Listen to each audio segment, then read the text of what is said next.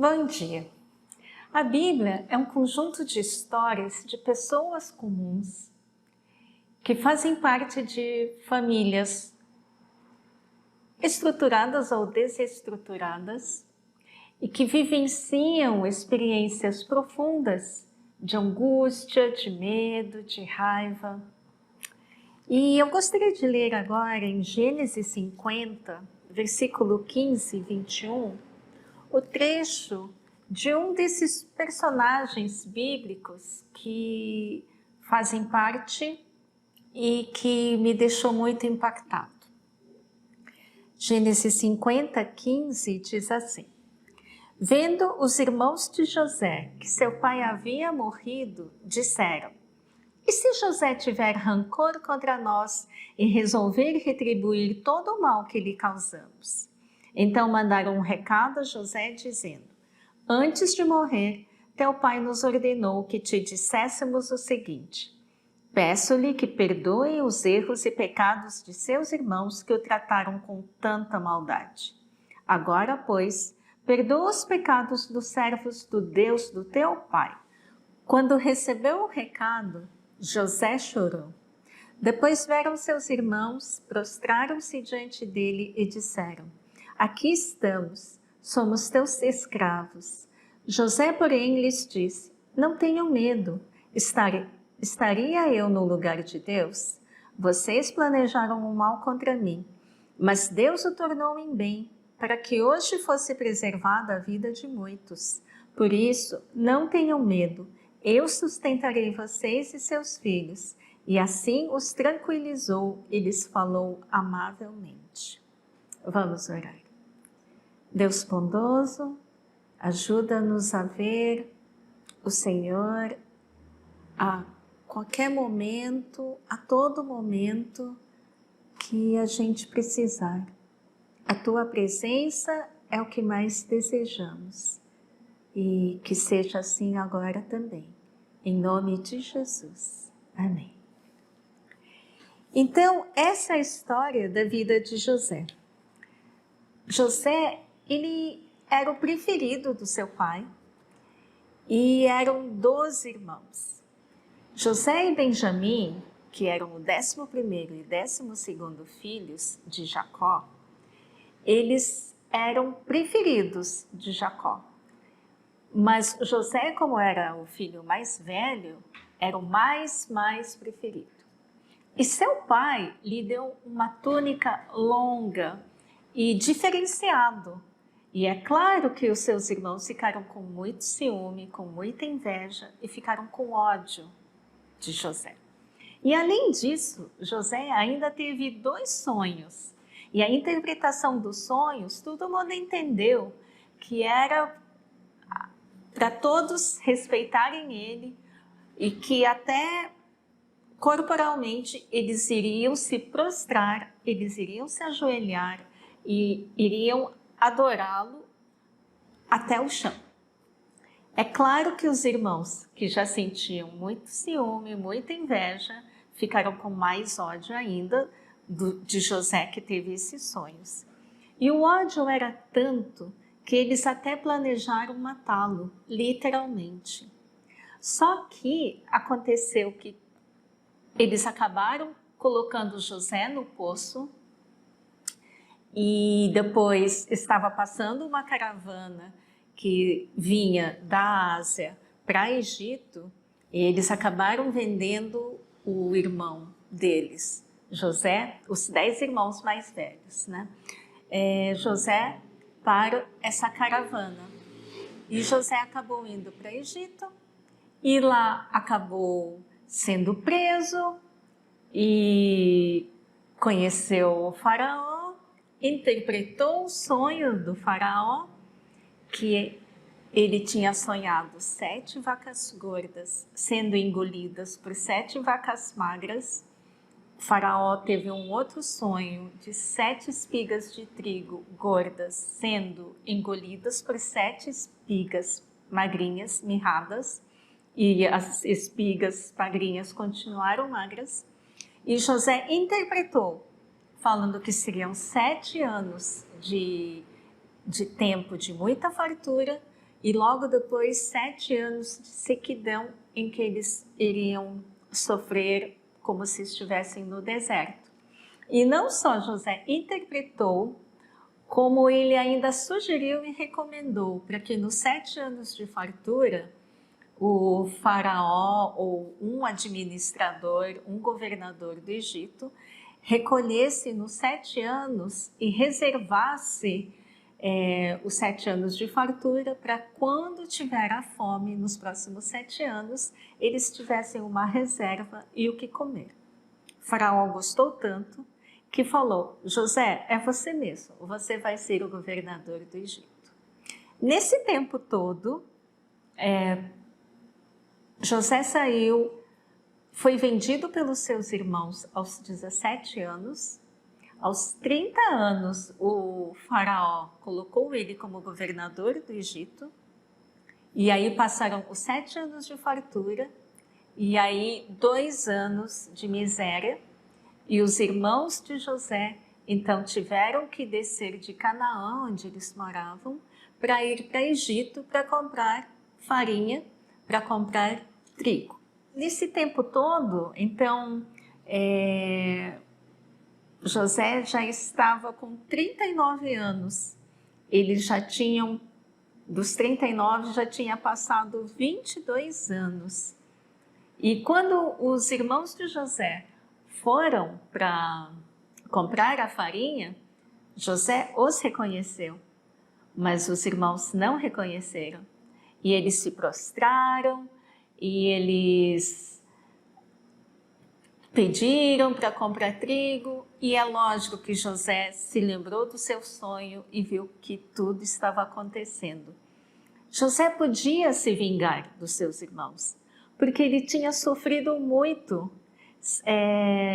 vendo seus irmãos querendo matá-lo, vendo seus irmãos vendendo ele como escravo, e por consequência disso ele acabou ficando preso injustamente. Ele sofreu muito nas mãos dos irmãos. E agora José poderia se vingar dos irmãos. Mas o que José fez?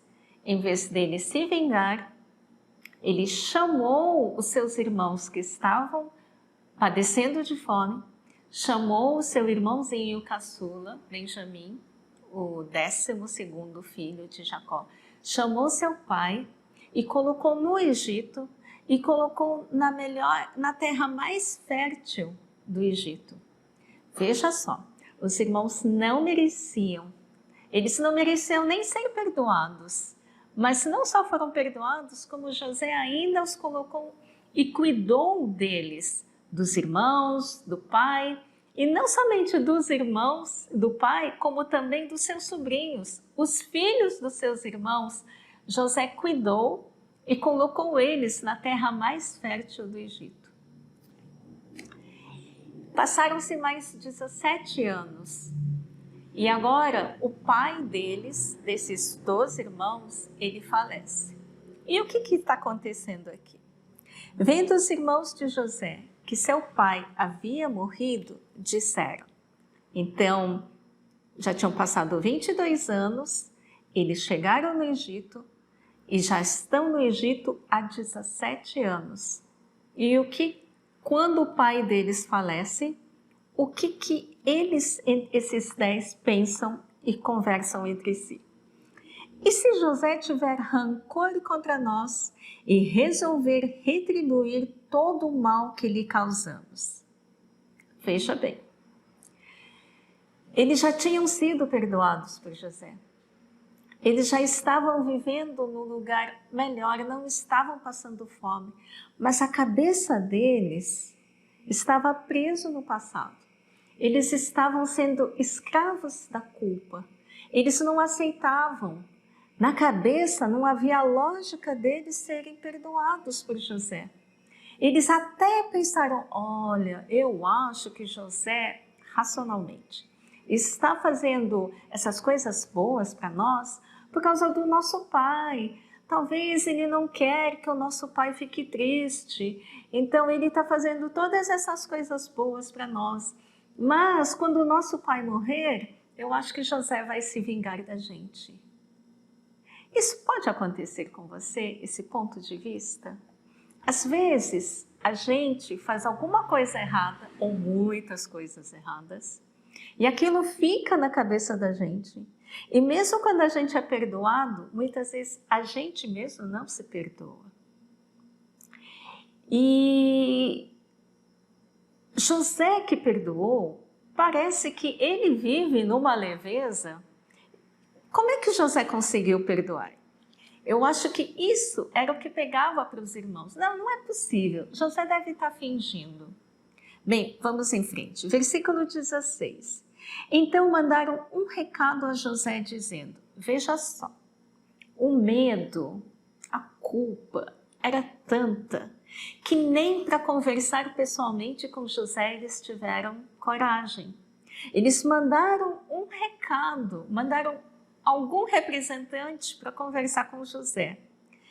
E será que é verdade o que acontece aqui? Dizendo: antes de morrer, teu pai nos ordenou que te disséssemos o seguinte: peço-lhe que perdoe os erros e pecados dos seus irmãos que o trataram com tanta maldade. Agora, pois, perdoa os pecados dos servos do Deus do teu pai. Quando recebeu o recado, José chorou. Será que é verdade mesmo que Jacó falou tudo isso para os seus irmãos? Falou para os irmãos falarem para José perdoar-lhes? Será que é verdade isso? Eu não sei, mas parece estranho, não parece? Então, como se esses irmãos quisessem usar o pai para falar, né? Perdoa. Por quê? Na cabeça deles, eles ainda não tinham sido perdoados. O amor de Deus é tão grande, e o nosso pecado nos deixa tão sobrecarregados, tão cegos, que mesmo Deus nos amando e mandando Jesus, o Filho amado, morrer na cruz para perdoar os nossos pecados, às vezes a gente fica tão constrangido, a gente acha que a gente não merece e realmente não merecemos, que por causa desse ato da morte de Jesus, ele perdoa os nossos pecados, muitas vezes a gente tem dificuldade para entender. E a gente vê aqui que isso é bem humano mesmo. Mas então, como não só a gente pode perdoar as pessoas, mas também nos sentir que somos perdoados e a gente se perdoar também. Esse lance de perdão é bem complicado, né? E aí, no versículo 18, depois vieram seus irmãos, prostraram-se diante dele e disseram: aqui estamos, somos teus escravos. Veja só. Primeiro, né? Falta de coragem, olha o medo. Eles mandam um recado. E só depois de terem mandado o recado, depois de eles terem observado que José chorou, é que eles agora vão conversar pessoalmente com José.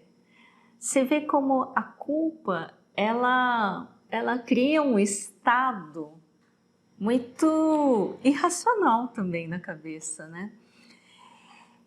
19. José, porém, lhes disse: não tenham medo. Estaria eu no lugar de Deus? Vocês planejaram o mal contra mim, mas Deus o tornou em bem para que hoje fosse preservada a vida de muitos. Então, José logo percebeu: esses meus irmãos, eles estão com medo. Eles ainda não acreditaram que eu os perdoei. José não é que está na fantasia dele de que os irmãos são bons, são bonzinhos, não. Ele tem plena consciência de que os irmãos realmente quiseram matá-lo e que os irmãos realmente venderam ele como escravos.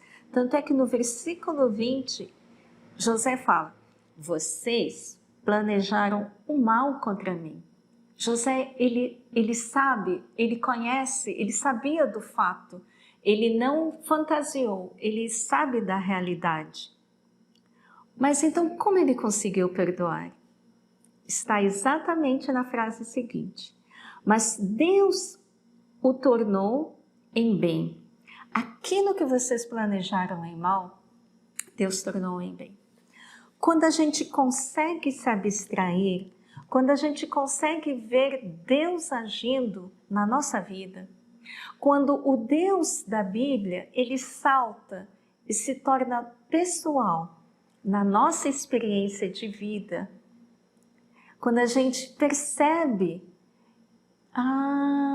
é por isso, aquela dor, aquele sofrimento que eu passei por causa de fulano, por causa de ciclano, é porque Deus queria que, quando a gente consegue ver o significado, o propósito, quando Deus está lá e a gente percebe a presença de Deus, porque Deus sempre está com a gente que não percebe, assim como José percebeu, então ele, tornou em bem para que hoje fosse preservada a vida de muitos. José entendeu que a maneira dele ir para Egito era sendo vendido como escravo pelos irmãos.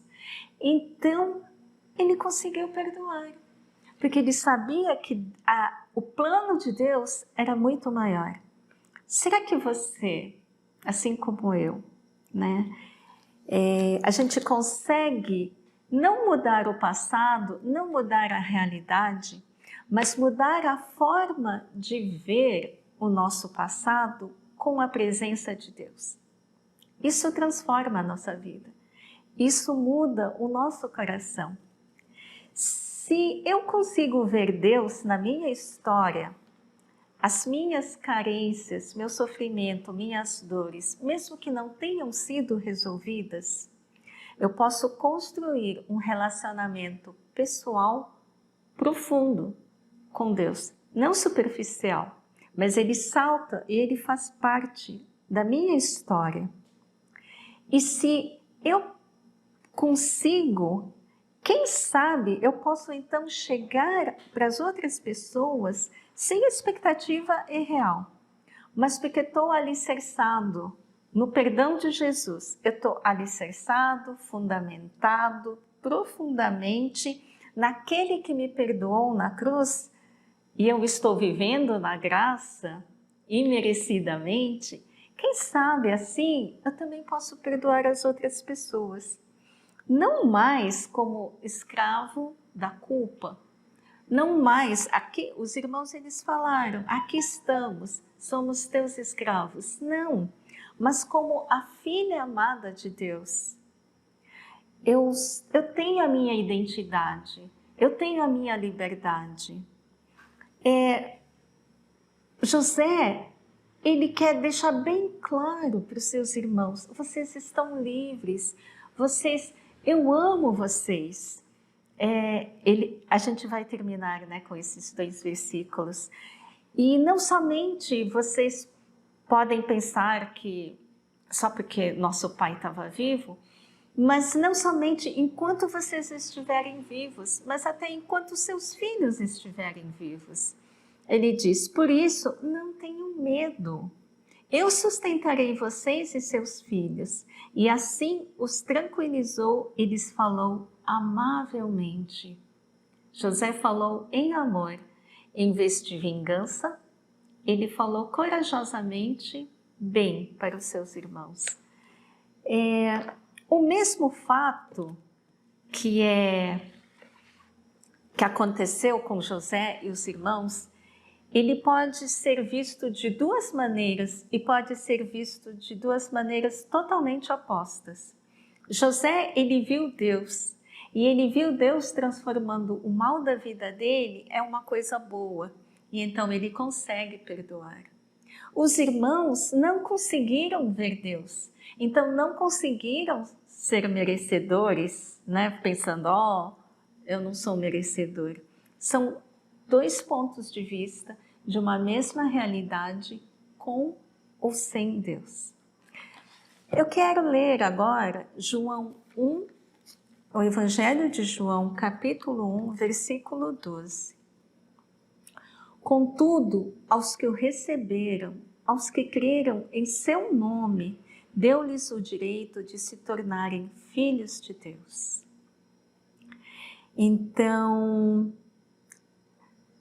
se a gente consegue crer Jesus intervindo na nossa vida, se a gente consegue crer nele e perceber que a gente se torna então filha amada de Deus, se a gente consegue ver que a gente é perdoado completamente, plenamente, totalmente do meu passado, do meu futuro, na cruz de Jesus, quem sabe, né, a gente consegue também perdoar as outras pessoas.